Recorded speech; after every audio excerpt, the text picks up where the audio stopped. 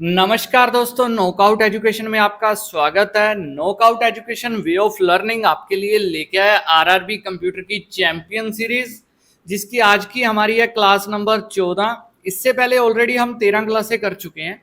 जिन student ने वो classes नहीं देखी वो प्लेलिस्ट में से जाके बाकी सारी क्लासेस देख सकते हैं, जिसके अंदर हमने कंप्यूटर की जितने भी इंपॉर्टेंट टॉपिक्स हैं वो कवर किए हैं। उसके अंदर हमने इंपॉर्टेंट एमसीक्यूज जो आपके प्रीवियस ईयर एग्जाम्स के अंदर आए हैं या जो अभी करंट के अंदर एग्जाम आ रहे हुए हैं, चाहे वो एनटीपीसी के हुए हैं चाहे वो अंडर ग्रेजुएशन के हुए हैं, उन सब के लिए बेहद इंपॉर्टेंट है। और अब आपका जो सीबीटी 2 होने वाला है उसके लिए भी ये बेहद इंपॉर्टेंट होने वाला है, क्योंकि अगर आप देखोगे तो कंप्यूटर की वेटेज बहुत ज़्यादा रही है।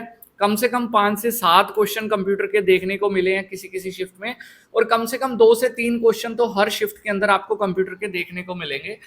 तो अगर आपको लगता है कि आपका सीबीटी 1 के अंदर अच्छा स्कोर है, अच्छा स्कोर इन द सेंस आपने बहुत सारे एनालाइज देख लिए होंगे और आपको आइडिया लग गया होगा कि मेरा सीबीटी 2 के लिए मैं क्वालिफाई हो सकता हूं, तो आप अपनी तैयारी कीजिए और कंप्यूटर को बिल्कुल भी लाइट मत लीजिएगा, क्योंकि इस बार मेंस के अंदर जो कंप्यूटर के क्वेश्चन है प्री से 2 क्वेश्चन बढ़ने वाले हैं। मान लो अगर किसी शिफ्ट में 5 से 7 आए हैं तो 8 से 9 क्वेश्चन तक कंप्यूटर के पूछे जा सकते हैं, और मिनिमम 4 से 5 क्वेश्चन तो कंप्यूटर के पूछे ही जाएंगे।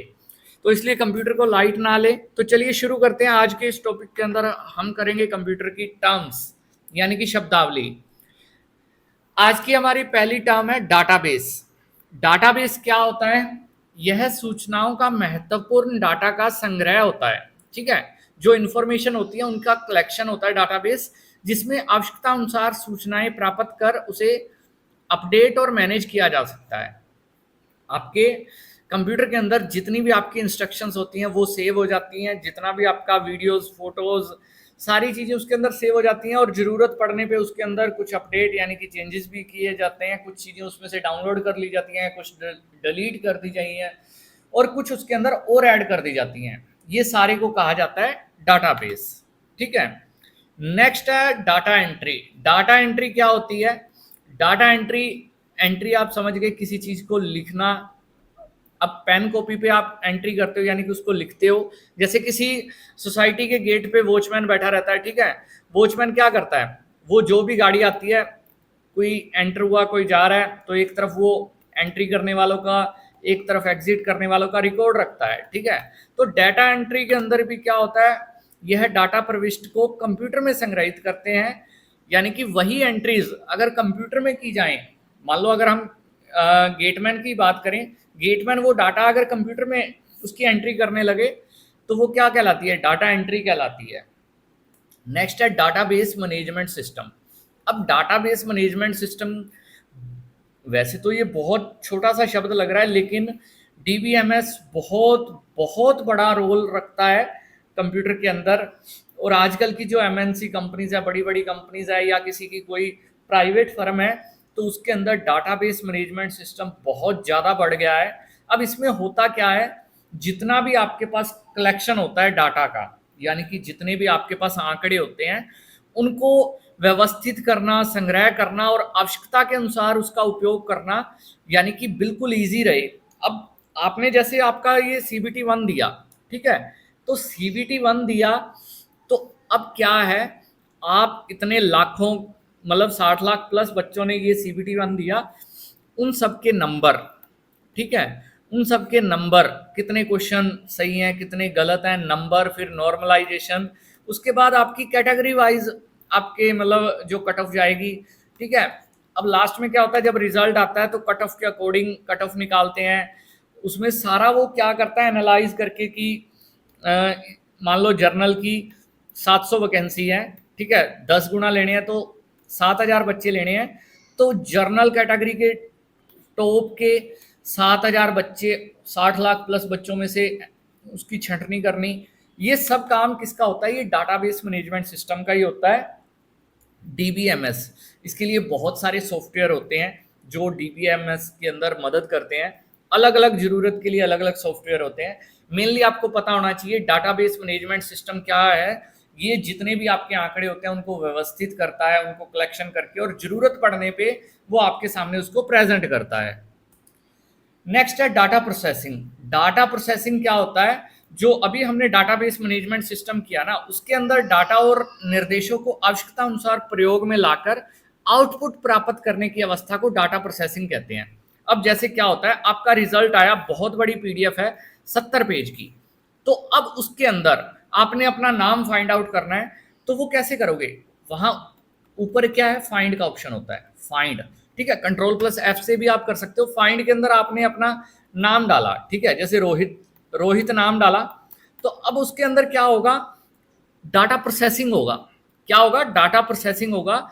जितने भी रोहित होंगे वो निकल के सामने आ जाएंगे। मान लो 50 रोहित निकल के सामने आ गए, तो आप एक एक करके हर रोहित को देखोगे, फिर उसका आप सन ऑफ यानी कि फादर नेम मिलाओगे। फादर नेम के बाद आप अपनी कैटेगरी यानी कि आपकी जर्नल है, ओबीसी है, एससी एसटी जो भी है आपकी, वो मैच करोगे, आपका रोल नंबर मैच करोगे, तो आपको क्या है, मान लो 60 लाख बच्चों के नंबर है, उसमें से आपको उसने डाटा को प्रोसेस करके कितने ला दिए? 50 ला दिए। अब 50 के अंदर भी आप छंटनी कर सकते हो। अगर आपको अपना रोल नंबर पता है तो आप अपना रोल नंबर डालो, Ctrl+F करके, यानी कि फाइंड के अंदर रोल नंबर डालो, तो वो पूरे के पूरे 60 लाख में से डाटा को प्रोसेस करके आपका जो आंकड़ा है वो सामने ला देगा। ये होती है डाटा प्रोसेसिंग। नेक्स्ट है डीबगिंग। डीबगिंग क्या होती है? डीबगिंग, बग क्या होता है एक्चुअल के अंदर? बग कंप्यूटर के अंदर जितने भी प्रोग्राम होते हैं उसके अंदर कोई त्रुटि यानी कि कोई एरर आ जाता है, ठीक है, कोई एरर आ जाए तो उसे बग कहते हैं। और बग को खत्म करना यानी कि बग को फाइंड आउट करके उसको सही करने की क्रिया क्या कहलाती है? डीबगिंग कहलाती है। बग यानी कि त्रुटि, और डीबगिंग यानी कि उसको सही करना। पहले तो उसकी लोकेशन को फाइंड आउट करना कि ये बग कहाँ है, उसके बाद उसको सही करना, ये क्या कहलाता है? डीबगिंग कहलाता है। नेक्स्ट है डेस्कटॉप पब्लिशिंग। डेस्कटॉप पब्लिशिंग क्या होता है? डीटीपी, ये होता है, यह एक एप्लीकेशन सॉफ्टवेयर है जिसका प्रयोग आमतौर पर पत्रिकाओं बनाने के लिए किया जाता है। जितनी भी मैगजीन वगैरह बनती हैं, ठीक है, मैगजीन वगैरह जितनी भी बनती है उसके अंदर डीटीपी का यूज होता है, और ये होता है एक एप्लीकेशन सॉफ्टवेयर। एप्लीकेशन सॉफ्टवेयर क्या होता है? जो सॉफ्टवेयर होते हैं हमारे, ठीक है, सॉफ्टवेयर हमारे दो तरह के होते हैं। कौन कौन से होते हैं? एक एप्लीकेशन सॉफ्टवेयर होते हैं और एक सिस्टम सॉफ्टवेयर होते हैं। जो सिस्टम सॉफ्टवेयर होते हैं ये ऐसे सॉफ्टवेयर होते हैं जिसके बिना कंप्यूटर नहीं चल सकता, यानी कि ये बेसिक नीड होती है कंप्यूटर की, उसके बिना कंप्यूटर नहीं चलता। ऐसे सॉफ्टवेयर कहलाते हैं सिस्टम सॉफ्टवेयर। जैसे आपके जो ड्राइवर्स हो गए, जो आपकी विंडोज होगी, वो सब क्या है? सिस्टम सॉफ्टवेयर है। लेकिन एप्लीकेशन सॉफ्टवेयर क्या होता है? एप्लीकेशन सॉफ्टवेयर के बिना आपका कंप्यूटर चल जाएगा, स्टार्ट हो जाएगा, लेकिन आपने अगर कोई स्पेसिफिक स्पेशल कोई काम करना है तो उसके लिए जो सॉफ्टवेयर यूज होता है वो एप्लीकेशन सॉफ्टवेयर होता है। मान लो आपने किसी फोटो को एडिट करना है तो उसके लिए आप फोटोशॉप का यूज कर रहे हो, तो फोटोशॉप क्या हो गया? एक एप्लीकेशन सॉफ्टवेयर हो गया। नेक्स्ट है डिवाइस ड्राइवर। डिवाइस ड्राइवर क्या होता है? यूं समझ लो, ड्राइवर और डिवाइस, कोई भी आपका डिवाइस है कंप्यूटर के अंदर जो अटैच है, उसके ड्राइवर के बिना वो डिवाइस नहीं चलेगा। अब इसमें क्या है, जितने भी आपके हार्डवेयर होते हैं ना, हार्डवेयर डिवाइस होते हैं, उसका एक सॉफ्टवेयर होता है, उसका एक सॉफ्टवेयर होता है, सिस्टम सॉफ्टवेयर होता है, वो उसे ड्राइवर कहते हैं। एक डिवाइस ड्राइवर को हार्डवेयर ड्राइवर भी कहा जाता है। कंप्यूटर सिस्टम में यह ऑपरेटिंग सिस्टम को हार्डवेयर डिवाइस से जोड़ने का कार्य करता है। अब मान लो आपका साउंड का ड्राइवर है, ठीक है, और आपके कंप्यूटर के अंदर साउंड कार्ड लगा हुआ है, स्पीकर लगा हुआ है। वो स्पीकर और माइक तभी काम करेगा जब आपका जो साउंड ड्राइवर है वो इंस्टॉल होएगा, अदरवाइज आपका वो हार्डवेयर काम नहीं करेगा। यानी कि जितने भी डिवाइस ड्राइवर होते हैं वो क्या काम करते हैं? वो काम करते हैं जो आपका हार्डवेयर है उसका सॉफ्टवेयर के साथ कोरिलेशन बिठाने के लिए काम करते हैं, मदद करते हैं। तो जितने भी ड्राइवर होते हैं वो किसी ना किसी डिवाइस के होते हैं और उनके बिना वो डिवाइस नहीं चलता। नेक्स्ट है dial up line. Dial up line क्या होता है? वह लाइन जिसके द्वारा संचार व्यवस्था स्थापित की जाती है डायल अप लाइन कहलाती है। यानी कि जो आपका कम्युनिकेशन होता है, ठीक है।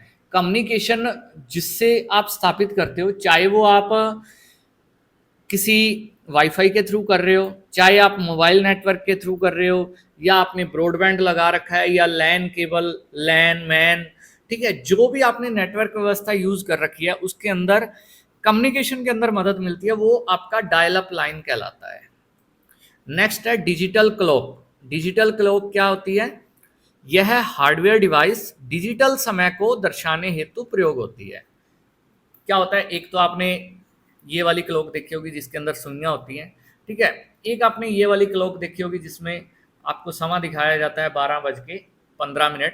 तो ये जो न्यूमेरिक के अंदर जो आपको टाइम दिखाती है, ये डिजिटल क्लॉक दिखाती है, ठीक है। नेक्स्ट है डायरेक्टरी। डायरेक्टरी क्या होती है?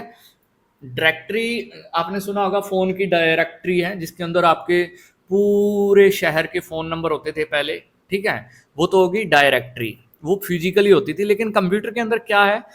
फाइलों का समूह या अन्य डायरेक्टरीज को संग्रहित रखती है। माई डॉक्यूमेंट एक डायरेक्टरी है या फोल्डर कहलाती है। इसके अंदर क्या है? अलग अलग फाइलों को इकट्ठा करके जो रखती है वो डायरेक्टरी कहलाती है। नेक्स्ट है डोमेन नेम। डोमेन नेम क्या होता है? यह कंप्यूटर पर जुड़े हुए कंप्यूटरों को पहचान और लोकेट करने के लिए प्रयोग किया जाता है। यानी कि जो आपका सर्वर है, सर्वर पे क्या है? आपका कुछ एक स्पेसिफिक कोड होता है जिसके द्वारा आपकी लोकेशन का पता चलता है, यानी कि आपका पता चलता है कि कौन सा कंप्यूटर ये चल रहा है, तो वो डोमेन नेम होता है। ये आपने ऐसे देखा होगा कि 198.01.1.100 ऐसे करके ये होता है। ये आपकी लोकेशन को बताता है, कि आपकी पहचान को बताता है कि ये वो कंप्यूटर है, ये वो कंप्यूटर है। एक डोमेन नेम होता है जो वेबसाइट के अंदर यूज होता है, जैसे www.google.com। तो जो google.com है, ये क्या है? डोमेन नेम है। क्या है? डोमेन है उस वेबसाइट का, यानी कि उसकी पहचान को बताता है। नेक्स्ट है डॉट्स पर इंच। डॉट्स पर इंच क्या है? ये एक्चुअल में प्रिंटर की मापन प्रणाली है जिसमें डीपीआई का प्रयोग आयाम दर्शाने के लिए किया जाता है। यानी कि एक हॉरिजेंटल और वर्टिकल के अंदर जितने वो डॉट्स से प्रिंट करता है, वो डॉट्स प्रति इंच कहलाता है। मान लो 1 इंच बाय 1 इंच के अंदर जितने डॉट्स प्रिंटर प्रिंट करता है, वो उसकी डीपीआई होती है, यानी कि कितने वो उसके अंदर डॉट्स प्रिंट कर रहा है।